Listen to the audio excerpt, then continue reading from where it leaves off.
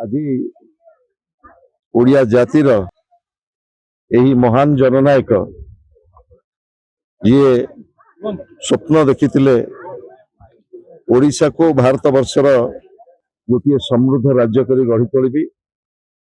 ତାଙ୍କର ସମଗ୍ର ଜୀବନ ଓଡ଼ିଆ ଜାତି ପାଇଁ ସମର୍ପିତ ଥିଲା।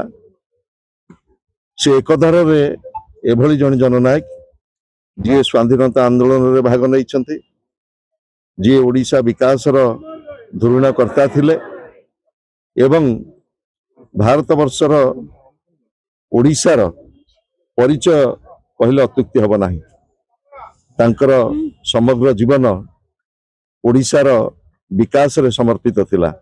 ପାରାଦୀପ ବନ୍ଦରଠୁ ଆରମ୍ଭ କରି କୋଲାବ ପର୍ଯ୍ୟନ୍ତ ଯେତିକି ଓଡ଼ିଶାର ସ୍ୱାଧୀନତା ପରବର୍ତ୍ତୀ ସମୟରେ ଓଡ଼ିଶାର ଯାହା ବିକାଶ ହେଇଛି ସେଥିରେ ତାଙ୍କର ପଦ ଚିହ୍ନ ଆଜି ମଧ୍ୟ ସ୍ପଷ୍ଟ।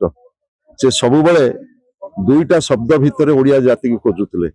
ସେ ସବୁବେଳେ କଳିଙ୍ଗ କଥା କହୁଥିଲେ ଏବଂ ଖାରବଳ କଥା କହୁଥିଲେ।